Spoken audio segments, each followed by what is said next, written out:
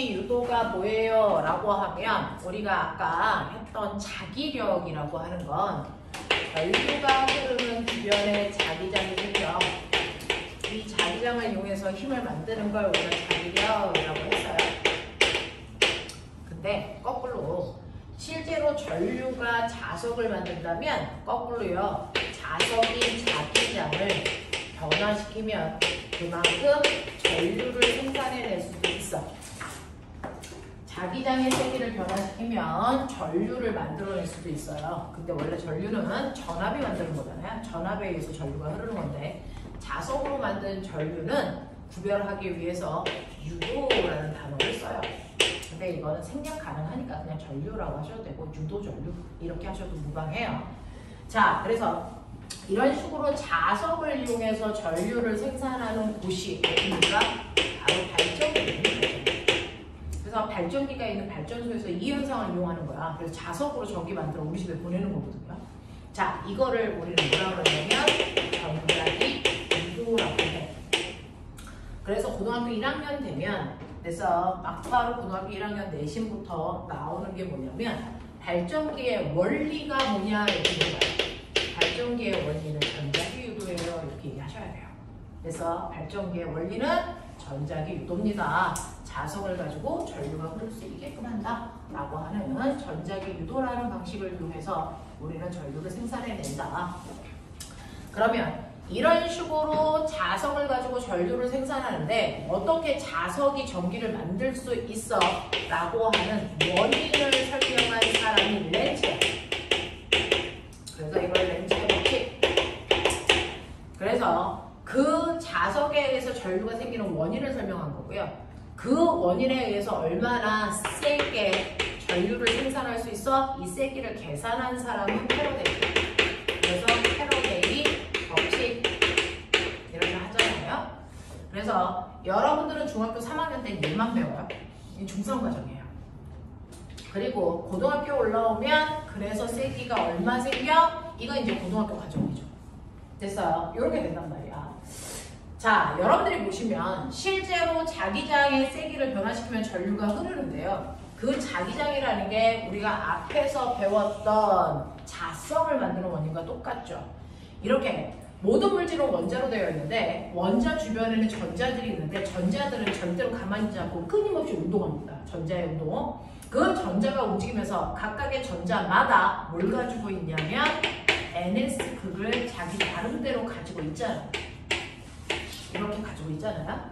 근데 우리가 전류가 흐른다라고 하는 거, 전류가 흐르는 회로도의 도선을 보면 실제로 꼬마종구에 불이 켜지는 전류가 흐르는 상황에서는 말이야 전자들이 한 방향으로 움직이는 게 전류를 흐르는 거지. 전류가 흐르지 않게 스위치를 열었을 때도 전자는 뭐한다? 움직인다는 거죠. 전자가 움직이는데 여러분들이 보시는 것처럼 전기가 흐를 때와 가장 무식한 표현 전기가 흐른다. 전기가 안 흐른다. 흐른다와 안 흐른다의 도선의 모양을 보면 도선 속에는 움직이지 않는 원자들이 이렇게 박혀 있는 거예요. 그리고 그 사이를 전자가 움직이는데 전기가 흐르지 않을 때는 전자들, 자유전자들이 불규칙하게 움직여요. 그래서 얘네들이 전기적 현상을 못 만드는 거죠. 근데 전류가 흐를 때는 전자들이 규칙적으로 한 방향을 향해요. 그러니까 전자들이 움직여 안 움직여가 전류가 흘러 안 흘러를 결정하는 게 아니고요. 전자가 한 방향으로 흐르냐 불규칙하게 움직이냐 이것 때문에 정적 현상이 생기고 안 생기고 해요. 그러면 우리는 전기를 흐르게 하려면 어떻게 하면 된다? 전자를 규칙적인 방향으로 이동할 수 있게 밀어주면 된다는 거예요. 그걸 실제로 전자라고 하는 건 전하를 띠고 있으니까 이걸 전압이 밀어도 됩니다. 그쵸? 전압이 밀어도 되죠. 그래서 우리가 회로도는 전압이라는 걸 이용해서 그래서 전자를 미는 방법을 사용한 거야. 근데 문제는 이러한 전자들은 자기 나름의 밀도가 있으니 NS도 가지고 있어요. 그러니까 전자를 한 방향으로 미는 방법은 얘 전하의 성질을 이용해서 미는 방법도 있지만 자기력의 성질을 이용해서 미는 방법도 있어요. 그 자기력의 성질로 얘를 한 방향으로 밀어주는 게 바로 전자기 유도. 그래서 전자는 두 가지 성질을 가지고 있어요. 전하의 성질, 전기의 성질도 있고 자기의 성질도 있다고. 그래서 전기의 성질을 믿는 게 회로도고요. 자기의 성질을 믿는 게 바로 전자기입니다. 이렇게 생각하면 돼요. 그래서 전자를 이렇게 한 방향으로 이동시켜주면 되는데 그 전자를 한 방향으로 이동시켜주는 원리를 설명한 사람이 바로 렌치야. 이렇게 도체통이 있으면요. 도체통 속에는 이 도체통은 도체라고 했으니까 주로 금속이겠죠. 이 금속의 특징은 자유롭게 움직이는 자유전자들이 대단히 많은데 어떤 자극도 주지 않으면 얘들은 불규칙하게 움직이겠죠. 되죠? 그래서 도체통 속의 전자들은 불규칙하게 움직인단 말이야. 어떤 애는요. 이 방향으로 회전하고요. 그래서 이쪽에 N극이 되고요. 어떤 애는 이 방향으로, 어떤 애는 이 방향으로 움직인단 말이야. 그래서 얘네들이 회전 방향이 불규칙적이기 때문에 정기적 현상을 못 만들어. 그래서 내가 여기에다가 이렇게 코일을 감아, 전선을 감아서 꼬마정구를 이런 식으로 연결을 해도 얘네들이 현재는 불규칙하게 움직이기 때문에 꼬마정구에 불이 켜지지 않아. 그러니 내가 이렇게 꼬마정구에 불을 켜게 하는, 전기를 흐르게 하는 현상을 만들고 싶으면 여기에 불규칙하게 움직이는 전자들을 규칙적으로 움직일 수만 있게끔 해주면 되거든. 그걸 건전지를 걸어서 연결할 수도 있는데요. 건전지를 걸지 않고 요 자석으로 하겠다는 거야. 그게 전자기구도야. 그래서 자, 근데 이 자석에 얘네들이 전자가 어떻게 반응하니? 라고 하면 전자들은요. 무조건 자석의 운동을 방해하는 방향으로 움직인다고요. 행태가 그렇대요. 그래서 우리는 이걸 한국말로 뭐라 그러니? 청개구리 법칙이라고. 자석이 움직이려고 하는 걸 무조건 싫어! 너 그렇게 하지 마! 라고 하는 청개구리 성질을 띠고 있다. 청개구리 원리 이렇게 얘기한단 말이야. 그러니 N극이 들어오려고 하면 너 들어오지 마! 라고 한다고. 그러면 N극 못 들어오게 하려면 어떻게 해야 돼? 이쪽을 N극을 만들어서 밀어버린다고요. 됐죠? 그럼 위쪽에 N극이고 아래쪽에 S극이 되려면 됐죠? 네, 위쪽에 N극이고 이거 여러분들 90도 뒤집어 보면 솔레로이드 형태거든요. 그럼 솔레로이드에서는 오른손을 펼쳤을 때 엄지손가락이 자기장 방향이고요. 내 손가락이 전류 방향이었거든요. 그러니 얘를 이렇게 감아놓고 자석을 N극을 늘려 그러면 N극이 생기니까 N극 방향이 엄지손가락 방향이겠죠. 그러면 나머지 내 손가락이 전류 방향이에요. 맞아? 그래서 여기에서는 전류가 어떻게 되냐면 이렇게 흘러가요.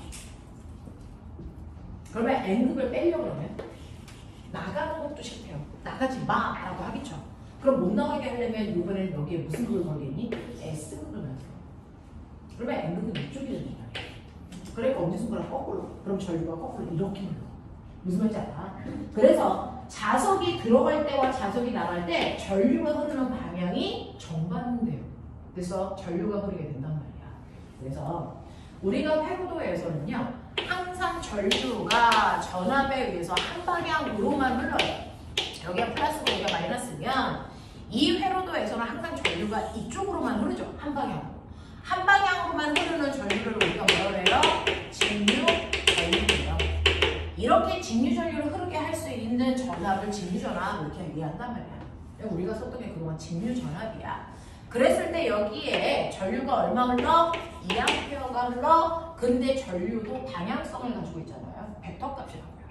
그래서 오른쪽 방향으로 흐를 때 2A의 세기야. 그래서 2A의 세기가 오른쪽 방향의 플러스 방향으로 항상 이렇게 흘러. 이게 직류전류야.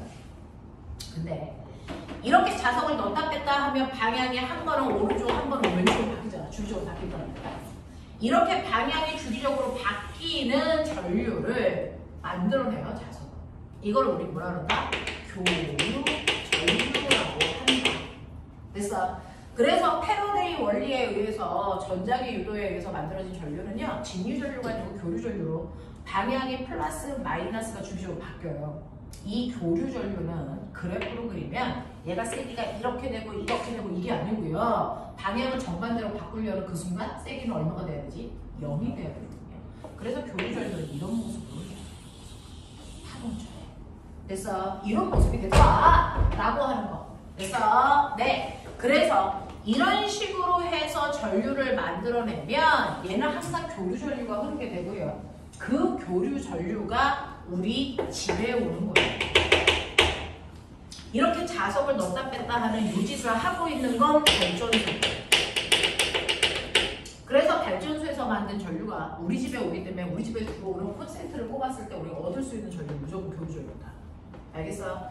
그러면 교류 전류라고 하는 걸 만든다면 페로도 상에 건전지도 한 방향일 수 없는 거죠. 얘가 전류가 이렇게 흐르기 때문에 얘도 한 번은 이쪽에 플러스, 그 다음은 거꾸로 반대쪽에 플러스예요. 그래서 우리가 교류 전압을 어떻게 그리냐면 이렇게 그리지 않고요. 교류 전압을 태극마크로 이렇게 표현해요. 됐어? 그래서 교류 전압에 의해서 교류 전류가 흘러. 알겠니? 이렇게 표현한다. 그래서 고등학교 때는 이런 표시가 있으면 아, 정원장치. 됐어? 네, 이렇게 생각하시면 돼요. 자, 그래서 교류 전압에 의해서 교류 전류가 흐르는데 이때 우리 집에 더 센 전류를 만들어주면 좋죠.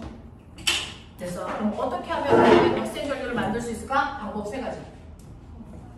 네, 이 자석을 더 빠르게 움직이면 그래서 이 안에 자기장의 변화가 크게 나타나겠죠. 또 네, 코일 가공 개수를 증가시키면 되죠. 또 뭡니까? 센 자석을 움직이면 변화량이 더 크겠죠. 그래서 센 자석을 움직이면 돼. 됐니? 네. 그러면 시간당 변화량이 커져. 이만큼 전류를 흐를 수 있게끔 하는 뭘 만드는 거야? 교류 전압이 만들어져. 근데 그 교류 전압은 무조건 자석의 운동을 방해하는 방향으로 생겨. 라는 뜻입니다. 됐죠? 이런 식으로 해서 얼마나 센 전압이 만들어지는지 이 수식을 만들어낸 사람이 패러데이라고 해요. 이걸 그래서 패러데이 법칙이라고 해요. 됐어? 그래서 패러데이 법칙은요. 실제로 얼마나 센 전류를 흐를 수 있는 전압을 만들어내느냐야. 전압. 됐어? 이 전압도 누가 만들었어? 자석이 만들었어. 그래서 유도.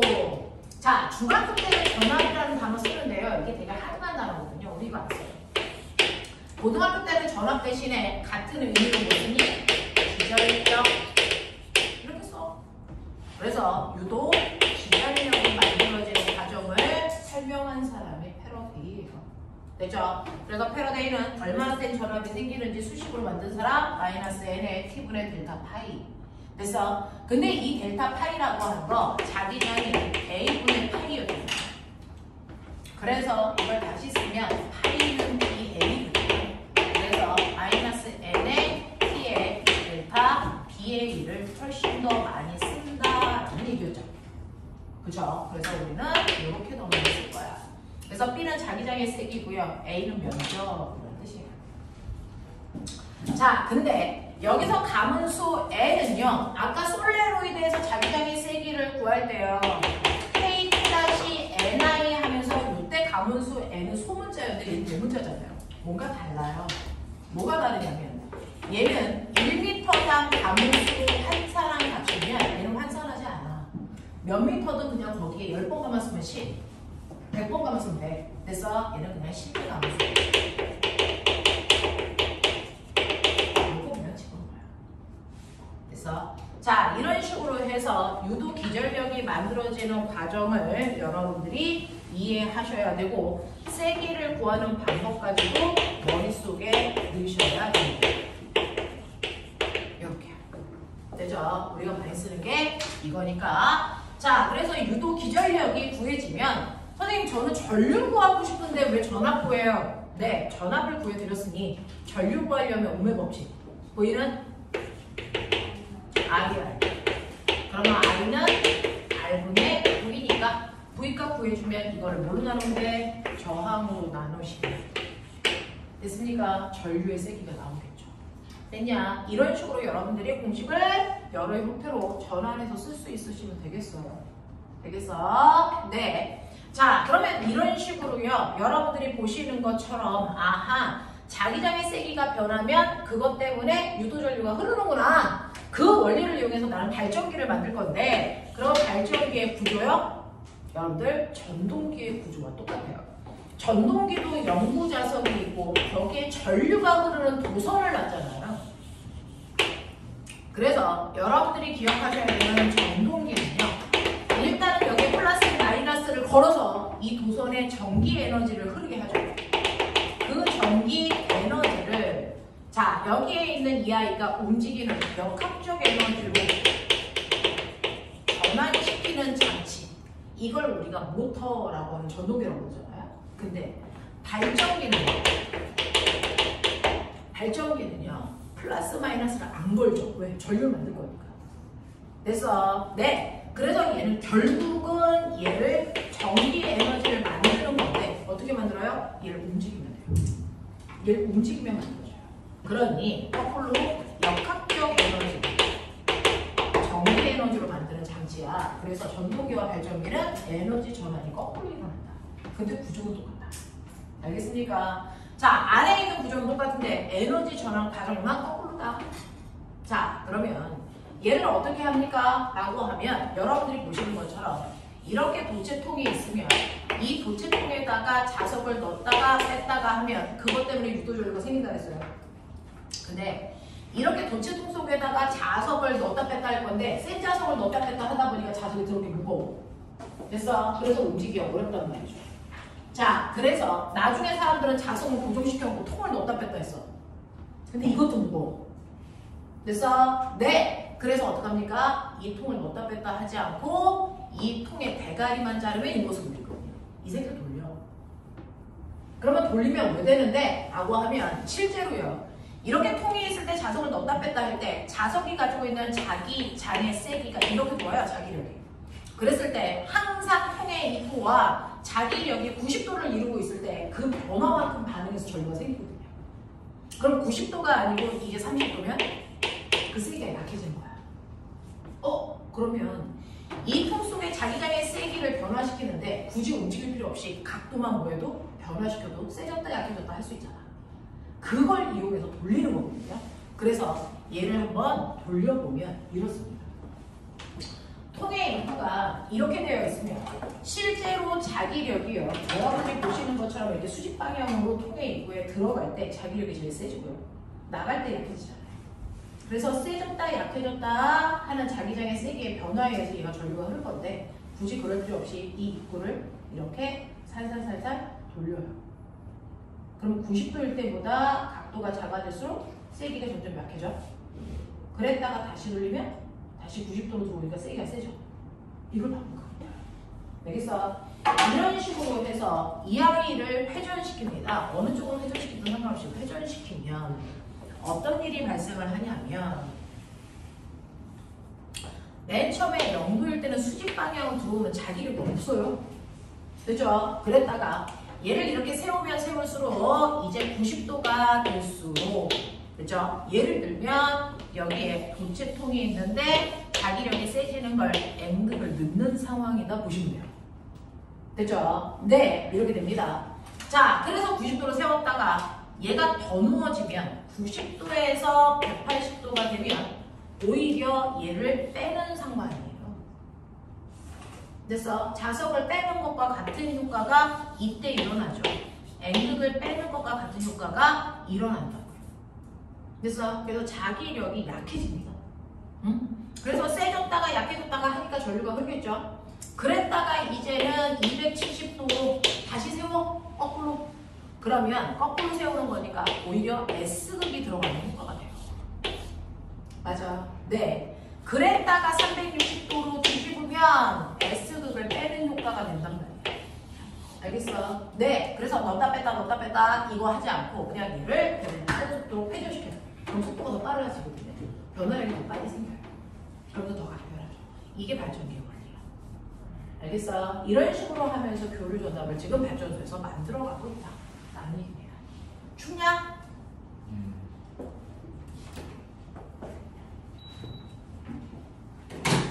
자, 그래서 이런 방향으로 만들고 있어요. 근데 이론은 간단하죠. 이것과 관련된 문제들을 풀면 고등학교에서는 조금 더 복잡하고 수학적인 역량을 좀 원하는 문제들이 몇 개씩 나올 수밖에 없어요. 여러분들이 가지고 있는 97페이지의 그림 보시면 자석을 넣었다 뺐다 하는 그림 나와 있고요. 됐죠? 그 그림들의 변형이 이제 나올 겁니다. 그래서 네, 그걸 보시면 되고 그 다음에 문제는 전류를 보내고 받고 하는 수송, 그 다음에 변압기 이런 얘기들이 있는데 여러분들 중학교 3학년에 보시면 이제 전기 에너지를 실제로 계산할 수 있는 공식들이 쏟아져 나오면서 그게 이제 물투 내용이랑 연결되는 거라서 물투를 배워야 원리를 할 수가 있는데 여기서 이제 그것과 관련된 게 살짝 나온단 말이야. 자, 봐. 그러면 이런 식으로 자석을 넣었다 뺐다 하는 이거를 우리는 쉽게 그냥 터빈을 돌린다 그러고요. 이 터빈을 돌려서 전기 에너지를 생산해서 그 전기 에너지를 우리 집에 보내요. 그러니까 여기는 발전소고요. 이건 우리 집인데 발전소와 우리 집이 떨어져 있잖아요. 그럼 발전소에서 생산한 전기를 우리 집까지 전선을 통해서 수송합니다. 그렇죠? 이런 시스템이에요. 단순히 그림이에요. 그래서 여기서 발전소에서는요. 생산하는 전기 에너지를 우리 집에 보내죠. 전기 에너지를 생산하죠. 자, 그때 일할 수 있는 능력 에너지, 그게 전기가 일할 수 있는 능력, 전기 에너지.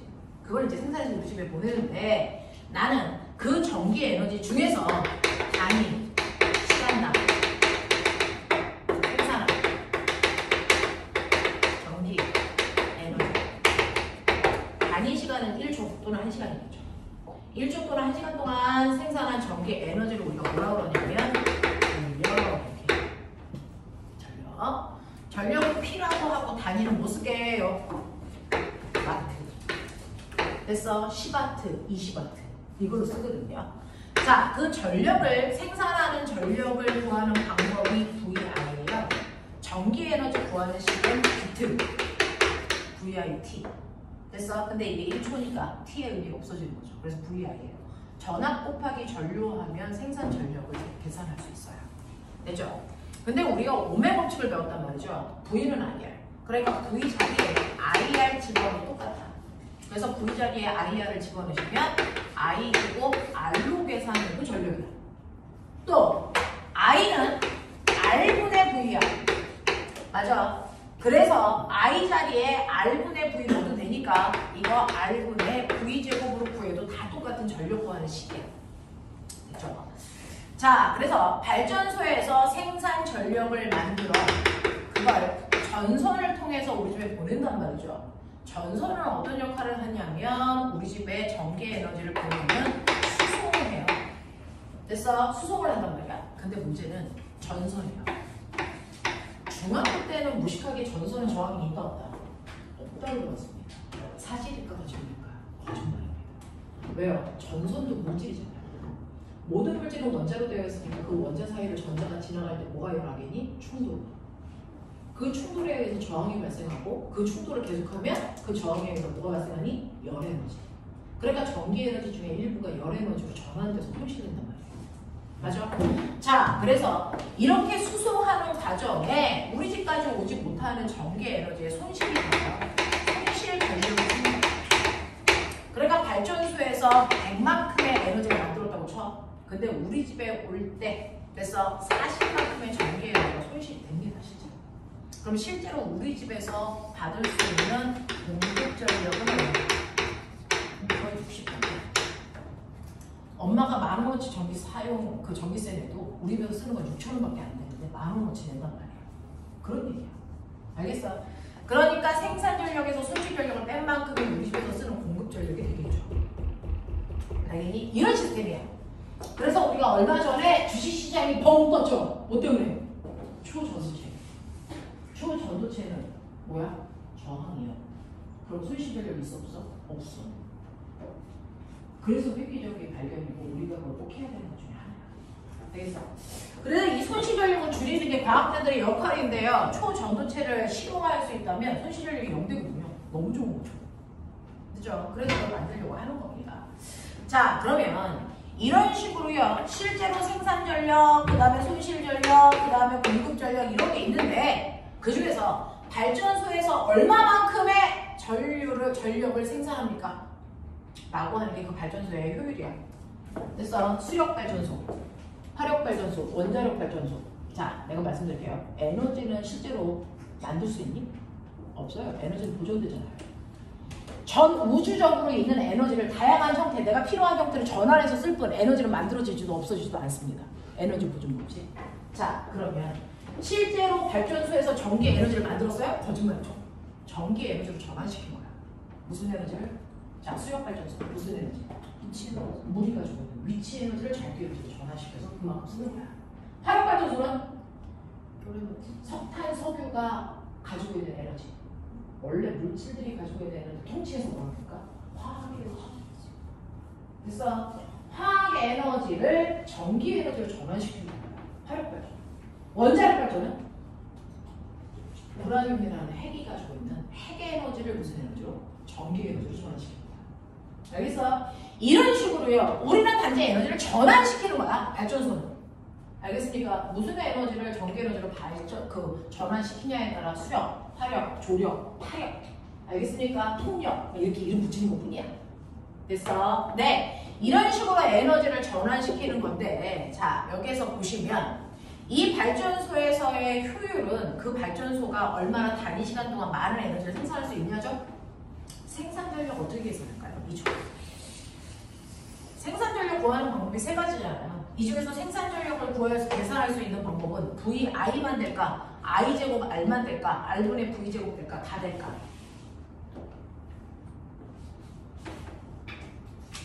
이게 원래는 여러분들 통합과학에서 배우고 고1 때 배우고 고3 때 배우셔야 되는데 이게 여러분들은 이제 고1, 고2 때 배워요. 그래서 물리원으로 내려왔어요.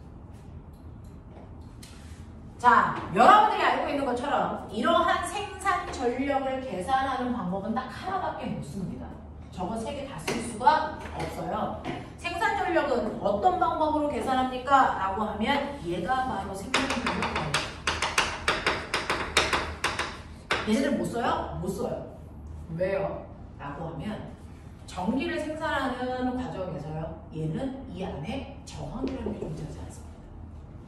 그래서 저항 들어있는 식을 쓸 수가 없어요. 그래서 전기를 생산하는 과정에서는 저항이 존재하지 않습니다. 자석을 넣다 뺐다 하고 있어서. 됐죠? 네. 그래서 생산 전력을 구하는 방법은 VI밖에 안 된다. 자, 그 다음에 우리 집까지 오는 동안 손실되는 전력을 계산해야 되겠죠? 이건 어떻게 구해야 된다? 이거는 이걸로만 구할 수 있다. 이게 손실 전력 구하는 유일한 방법이다. 그러니까 이 값에서 이 값을 뺀 만큼이 우리 집에 들어오는 공급 전력이 돼요. 왜요? 왜 이거밖에 못 써요? 라고 하면 아까 얘기했죠. 도선이라고 하는 것도 물질로 되어 있어서 이게 다 각각의 저항이 있는 거예요. 크던 저항 있어요. 근데 우리가 알고 있는 것처럼 저항이 이렇게 있을 때 전기 안 차리냐? 여기 첫 번째 저항 1옴, 두 번째 저항 2옴, 여기 6V. 지금은 너네가 새로운 내용들을 다 배워야 되니까 선생님은 내용을 쏟아낼 수밖에 없어요. 지금은 다 낯설 수밖에 없어요. 근데 여러분들 중학교 2학년 때 살짝 했어요. 페로도의 저항의 역할이 뭐죠? 페로도에서 저항은 어떤 역할을 합니까? 페로도에서의 저항은요. 무조건 뭔가를 배분해주는 역할을 합니다. 배분해주는 역할이에요. 저항이 진열 연결되어 있을 때는 그래서 저항은 뭘 배분하는 줄 아세요? 전압을 배분해요. 저항이 병렬로 연결되어 있을 때는 저항은 뭘 배분하는 줄 아세요? 전류를 배분합니다. 저항이라는 건 뭔가를 그 회로도 안에서 배분해주는 역할을 하거든요. 자, 그러면 저항이 진열로 연결되어 있죠? 얘는 각각의 저항이 써야 되는 전압을 배분해요. 6V를 몇 볼트 몇 볼트로? 2V, 4V. 저항의 비율만큼 전압을 나눠서 배분해준다고 해요. 그래서 물질마다 저항의 크기 그냥 줄이면 되는 거 아니야? 그게 아니고요. 얘가 몇 볼트를 써야 되는지를 저항의 크기로 고정시켜주는 거예요. 알겠어? 그래서 회로도에서 저항이라는 건 사실은 전압을 배분해주는 역할을 하니까 저항의 비율이 1대2라서 전압을 1대2로 나눠 쓰게끔 해주는 거예요. 그러니까 여기서 2V, 여기서 4V를 써요. 이게 무슨 말일까? 맨 처음에 전자가 6V로 충전해서 와. 그러면 여기까지는 몇 볼트야? 6볼트야. 근데 요거 지나는 순간 몇 볼트를 쓰는 거야? 2볼트를 쓰는 거야. 2볼트 써요. 그래서 여기에 오면 몇 볼트 남아? 4볼트 남아요. 그래서 이 저항을 지날 때 전압 차이, 그걸 전기 에너지예요. 사실은 전압이 전기 에너지예요. 얘가 6줄만큼의 전기 에너지 가져왔어요. 그 뜻이에요. 그래서 여기까지는 6줄인데 이 꼬마 정보를 지나는 순간 2줄만큼 쓰고 4줄 남았어요. 라는 거예요. 알겠어? 네!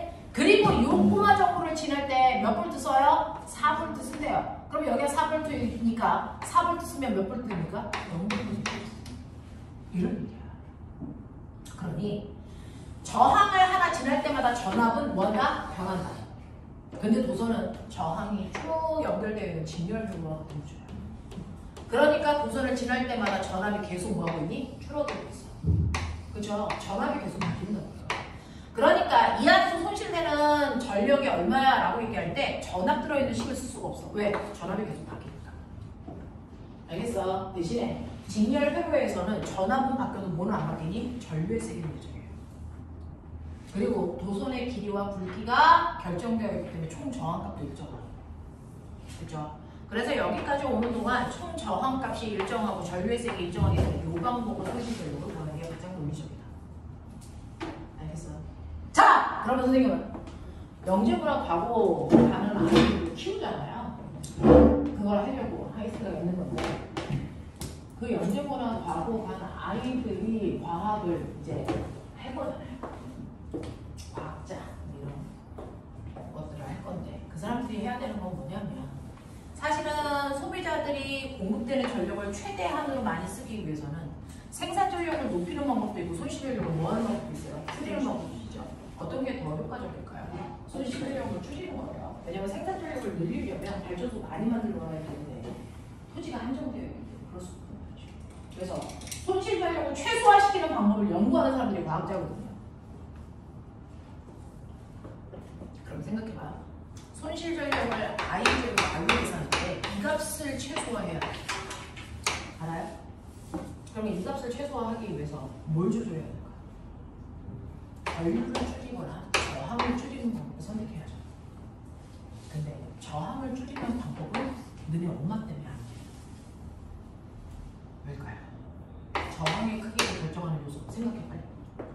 저항은 뭐에 해당하는 이 음식을 고만 안 줘라. 저항의 크기요. 저항의 크기를 결정하는 네 가지 요소. 네. 도선의 길이. 맞아? 또. 방면적. 맞아? 네. 그 다음에 물질의 종류. 비죠. 맞아? 또. 온도 있겠다. 맞아? 이거잖아. 그래서 저항의 크기를 계산하는 방법으로 S분의 A분의 온도에 따라 비정이 달라져. 이런 얘기 했었잖아. 맞아? 네. 그러면 저항값을 줄이기 위해서는 굵기를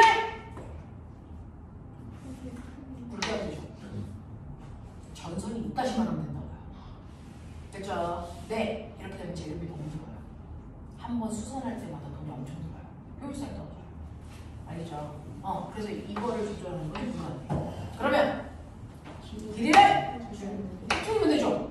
그러면 돼. 그럼 재료비도 별로 안 들어. 그러면 발전소를 우리 집 앞에서 해보면 돼. 그걸 누가 싫어해? 우리 엄마가 싫어해. 너네 엄마 때문에 안 돼. 알겠어? 그 얘기야. 우리 엄마 되게 성격 거칠잖아요. 우리 집 앞에 발전소 세운다 그러면 난리도 아니에요. 그쵸? 우리 집 앞은 안 되고 너네 집 앞은 가능해. 이런 얘기 하시잖아요. 그래서 안 돼요. 알겠어? 그래서 이렇게 저항을 변화시키는 방법이 효율성이 있다. 그러니 뭐 해야 될까? 전류를 줄여야 돼. 맞아? 전류를 줄여야 돼. 그러면 전류를 줄여야 되면 이걸 줄여야 돼? 얘가 주네? 그럼 어떤 일이 발생하니? 생산 전력이 변할 것 같죠? 안 변해요. 왜요? 얘를 넣었다 뺐다 하는 순간 이미 생산 전력은 100W 결정됐어요.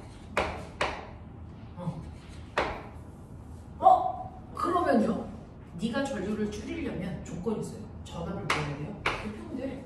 똑같이 100W야. 100V에다가 1A를 생산해서 100W가 됐거든? 되겠어? 근데 내가 이거를 1000V로 만들어.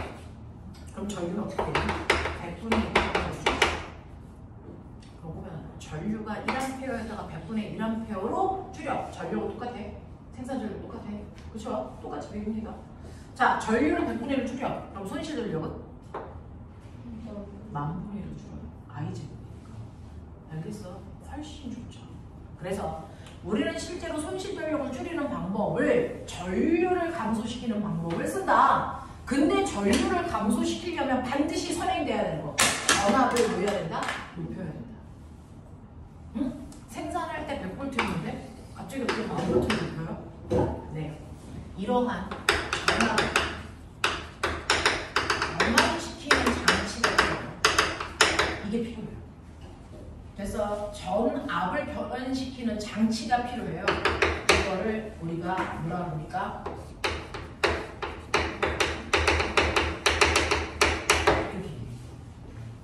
그래서 전압을 변화시키는 장치를 변압기라고 해서 너네 여행 갈 때 엄마가 무조건 챙기는 거야. 돼지고기. 그게 변압기야.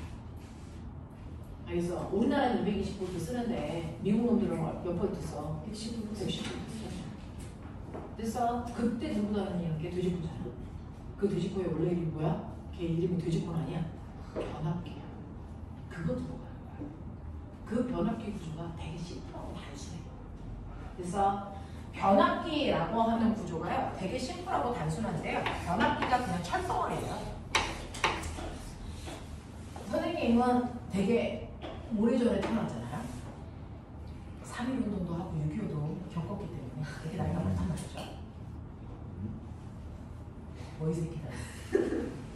친구인 줄 알았어? 그래서 우리나라가 맨 처음에 일본 새끼들이 우리나라에 110V를 깔아놨었어요. 알아요? 우리나라에 110V를 깔아놨기 때문에 우리나라 초기에 전기 막 사용할 때 집집마다 다 110V였어. 근데 우리가 산업혁명 막 하면서 110V의 전류로는 집이 사용할 수가 없잖아요. 그래서 220V를 승합시켰단 말이에요. 새마을운동을 그렇죠. 1980년대야. 그랬을 때 너는 어디 있었니? 태어났어. 태어났을 때요? 나 태어났을 때. 그때 선생님은 훌륭한 사람이 되어있었죠. 1980년대. 그때 우리나라가 전압을 220V로 바꾸면서 어떤 일이 발생하냐면 땅속에 묻어놓은 전선줄은 220V로 바꿨는데 집집마다 전기 제품 110V도 있고 220V도 있잖아. 그럼 그거 두 개 다 쓰려면 집에 뭐가 필요해? 변압기가 필요해서 집집마다 다 변압기가 있었어요. 그래서 선생님도 집에 변압기가 있었단 말이야. 그래서 집에 콘센트는 다 220V로 바꿔놓고요. 그리고 110V 가전제품은 변압기랑 연결해서 써야 되는 그런 상황들. 그때가 이제 변화죠. 그때 이제 변압기가 집에 이제 휴대용 변압기가 한 30cm 정도 되는 금속 통이 있어요. 그걸 이렇게 들고 다니는데 여기 이렇게 금속 덩어리가 있어요. 가운데는 뚫려 있단 말이죠. 근데 그걸 이제 해체해서 보시면 여기에 이렇게 코일이 감겨져 있고요. 여기에도 이렇게 코일이 감겨져 있어요. 자, 이쪽이 콘센트에 꼽아가지고 쓰는, 그래서 발전소로부터 직접 받아 쓰는 쪽이에요. 전압을 공급받는 쪽, 여기로 1차 코일 이렇게 합니다. 그리고 변환시켜서 내보내는 쪽을 2차 코일 이렇게 합니다. 그래서 자, 그랬을 때 1차 코일과 2차 코일의 감원 개수를 다르게 합니다. 다르게 해요. 자, 그러면 얘는 어떤 일이 발생하냐면 패러데이 법칙.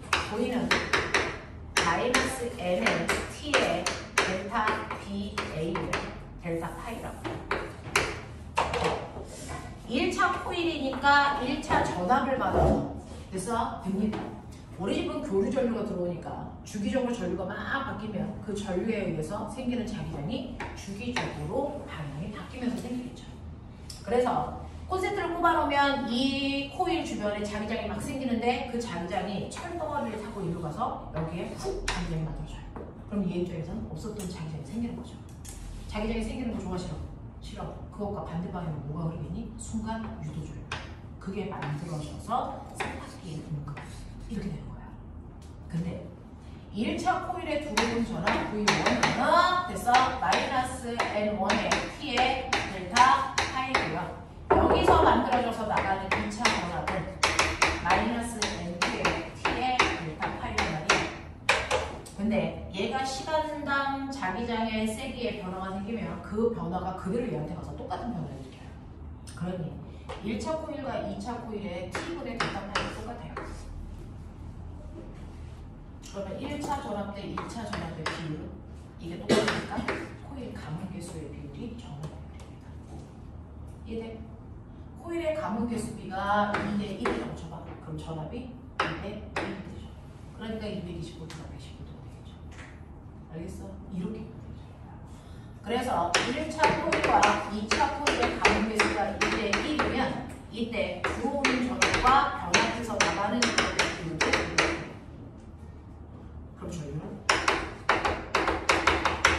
어떨까? 이게 1대1이에요. 왜? 실제로 들어오는 에너지와 나가는 에너지는 없어요.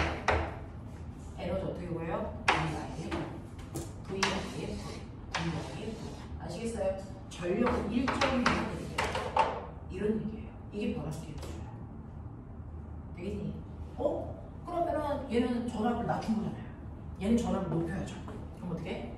갖는 코일의 개수를 거꾸로 1대 2, 1대 10 이런 식으로 하면 전압을 높이겠죠.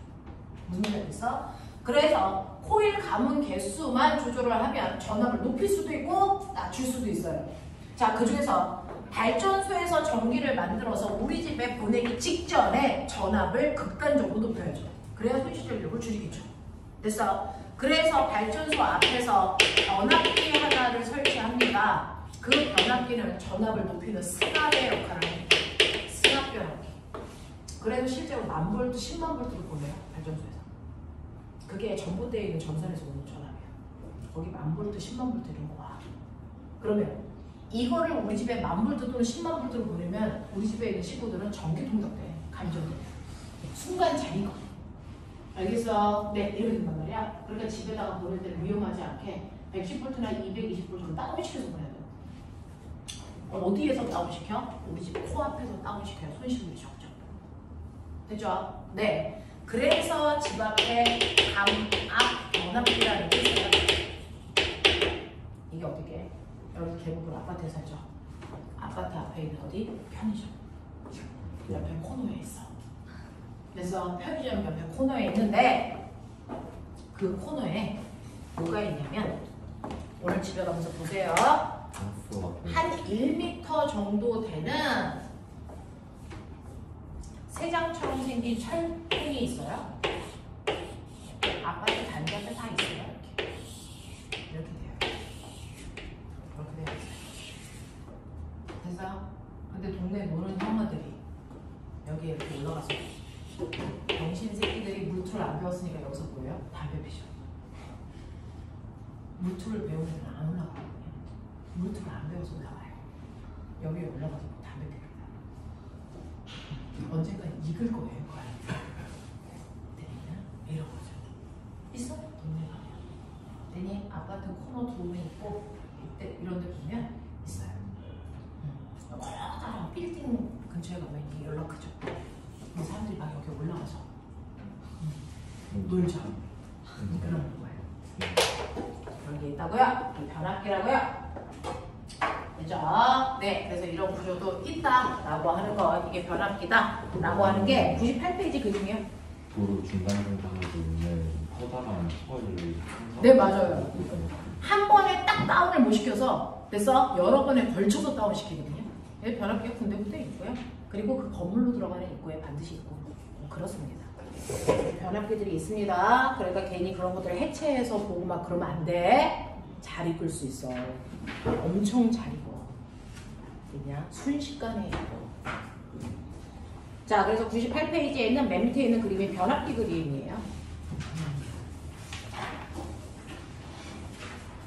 그래서 전력이라는 거, 생산 전력, 손실 전력 어떻게 계산하는지 좀 머릿속에 집어넣으시면 되겠고요. 그 다음에 이제 고등학교에서 쓰는 또 다른 용어들이 이제 몇몇 개가 있는데, 우리는 저항 그러잖아요. 자, R의 저항은 3옴이야 라고 하는데, 저항값을 막 변화시킬 수도 있어요.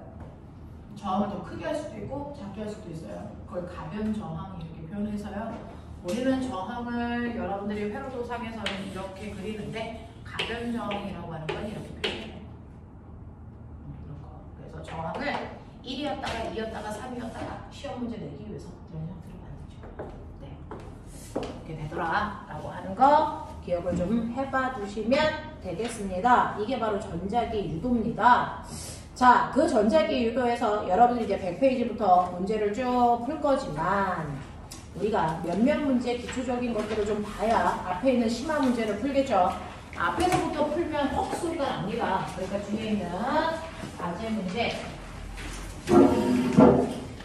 이런 것들 보셔야 되는데 여기에 105페이지 보시면 105페이지에 1번부터 기본적으로 좀 알아야 돼 라고 하는 문제 15문제를 뽑아서 만들어 놓은 거니까 보시면 되는데요. 기본적으로 과제 문제 뭐 1번, 2번은 패러데이의 기본적인 거 전류 어디로 흘러, 세기가 얼마야 이런 거 계산하라는 얘기고요. 자, 근데 이제 제가 여러분한테 보여드리고 싶은 건 107페이지에 10번 봐봐. 이거 우리 하이탑에도 있었던 문제예요. 107페이지 몇 번? 107페이지 10번 그림이에요. 하이탑에서도 봤던 그림일 텐데 실제로 전자기 유도는 자석의 운동을 뭐 한다고요? 방해. 우리 중학교 1학년 때 배웠어요. 물체의 운동을 방해하는 힘을 뭐라 그러니? 물체의 운동을 방해하는 힘. 대표적으로 뭐라 했어? 마찰이야. 마찰이 작용하는 곳에서는 역학적 에너지 보존된다 안 된다? 안 된다. 됐습니까? 그러니까 전자기 유도가 일어나는 공간에 됐어. 자석이 움직일 때 자석의 역학적 에너지가 보존될까 안 될까? 안 돼요. 되겠어? 네, 그 얘기입니다. 그래서 여러분 10번 문제 풀어보세요.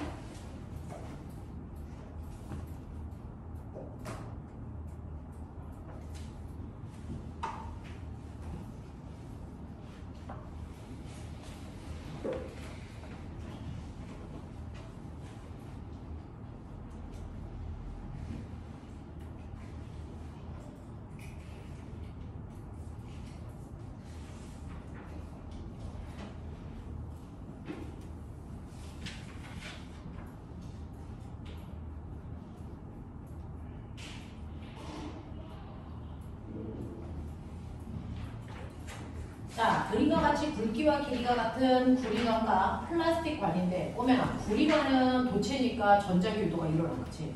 근데 플라스틱은 부도체니까 전자기 유도가 안 일어나. 그럼 방해하는 마찰력 같은 게 생기지 않는다고 보시면 되죠. 그러니까 플라스틱은 역학적 에너지가 보존되니까 여기에서 자석을 떨어질 때 자석이 중력과 속도의 크기로 점점 속도가 빨라지면서 떨어지는 자연을 한단 말이야. 근데 구리관에다가 떨어뜨리면 어떻게 되냐면 이 자석이 아래쪽으로 중력도 받지만 위쪽으로 모두 받아? 그 자기력도 받아요. 자석의 운동을 방해하는 자기력도 생겨요. 그래서 이렇게 구리관을 해서 자석을 떨어뜨릴 때요. 얘가 그냥 중력만 받아 떨어지면 자유하잖아요. 근데 중력도 받지만 위쪽으로 작용하는 자기력이라고 하는 마찰의 역할을 하는 힘도 받아요. 그럼 합력이 중력보다 작아지겠죠. 그러니까 가속도가 중력 가속도보다 작아지겠죠. 그러니까 똑같은 거리를 떨어지더라도 속도가 뭐하니? 속도 증가량이 감소해.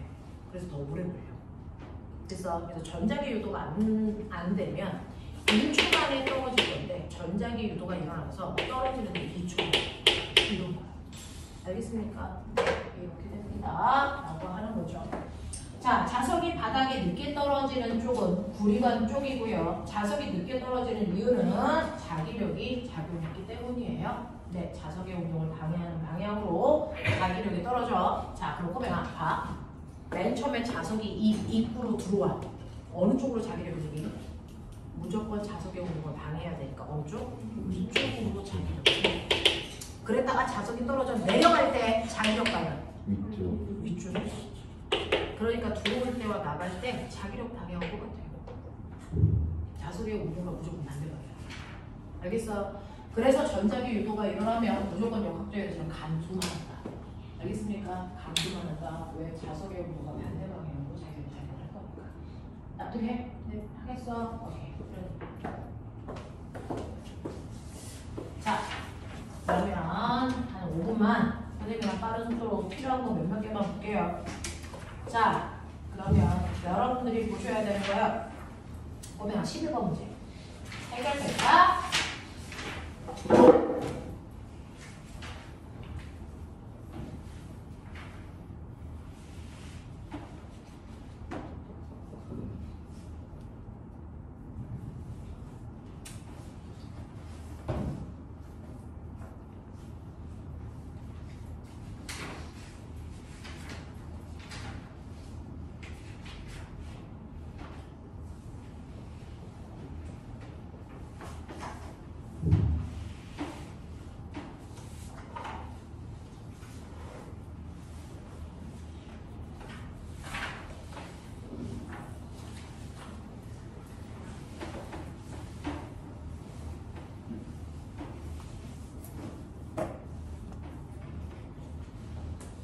이게 한 번 풀어보면 별게 아닌데요. 처음 풀어보면은 조금 난해할 수 있어요.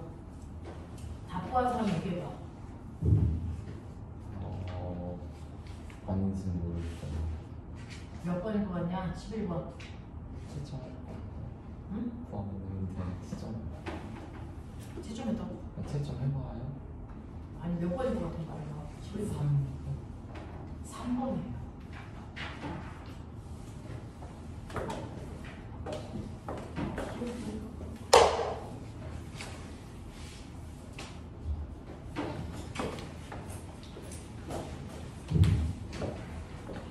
여기가 이렇게 되어 있어서 이렇게 되어 있다고 보시면 돼요. 이렇게 되어 있는데 여기에서요. 도선을 가로로 놓냐 세로로 놓느냐에 따라 그 도선이 움직일 때요. 자기장의 세기에 변화가 생겨요. 자, 가로로 놓으면 이런 모습이죠. 그죠? 세로로 놓으면 어떤 모습이냐면 얘가 이런 모습이에요. 이때 얘를 V로 당길 때와 EV로 당길 때를 비교할 거니까 V로 당기면은 그래서 일정한 시간당 이게 한 칸씩 줄어든다 생각하면 되죠. 이 상태에서 얘가 이렇게 가요. 이렇게 생각하면 돼요. 그치? V의 속도로 가로로 놨을 때는요. 시간당 들어가는 방향으로 자기장이 4개였다가 몇 개가 되니? 2개가 되잖아요. 그치? 그러면은 자기장이 이렇게 됐을 때 자기장의 변화만큼 전류가 오잖아. 그러면 이때 변화한 게 얼마예요? 플러스 2. 요만큼 전류가 생기는 거예요. 근데 얘가 V가 아니고 EV가 되면 똑같은 시간 동안 되죠? 네, 2배 많이 변화요. 2배 많이 가잖아요. 그러니까 EV가 되면 같은 시간 동안에 파란색이 노란색이 되는 게 아니고요. 얘가 속도가 2배 빠르니까 이렇게 와요. 맞아? 네. 그래서 파란색이 보라색이 이렇게 가잖아요. 그러니까 맨 처음에 자기장이 마이너스 4였다가 0배 보여요. 같은 시간 동안에. 그러니까 자기장의 변화가 얼마 생겨요? 그러니까 얘 변화보다 얘 변화가 2배 커서 전류가 2배 세져요. 맞지? 네. 아, 그 다음에 얘요. 얘를 EV로 움직이는 거예요. 됐어. 네, EV로 움직이면 얘를 이렇게 올려볼게요. 이렇게 되어 있다. 이쪽으로 당겨요. 그럼 같은 시간 동안에 그래서 네, 2칸 가는 거잖아요. EV니까. 그럼 2칸 간다면 얘가 어떻게 돼요? 이렇게 와요. 이렇게. 맞아. 그러면 처음에 얼마가 있다가 8이 있다가 얼마 되니? 이렇게 가잖아요. 세로로 놓으면. 그럼 얘 변화량이 얼마야? 맞아? 이렇게 간다. 그래서 전류의 세기는 변화량에 비례하기 때문에 1대 2대 4다 이렇게 맞아요. 되었죠? 자, 앞에서부터 잠깐만 풀어볼게요. 여러분들이 가지고 있는 1번부터 쭉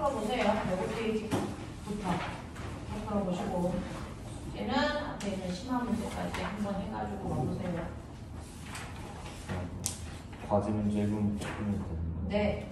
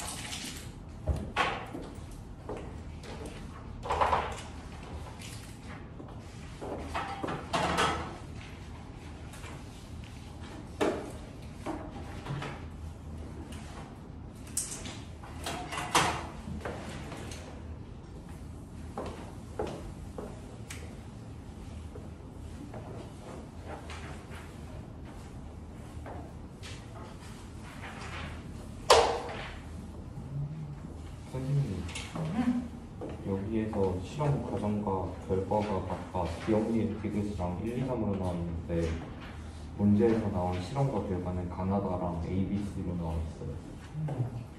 가나다와 ABC로 바꾸죠.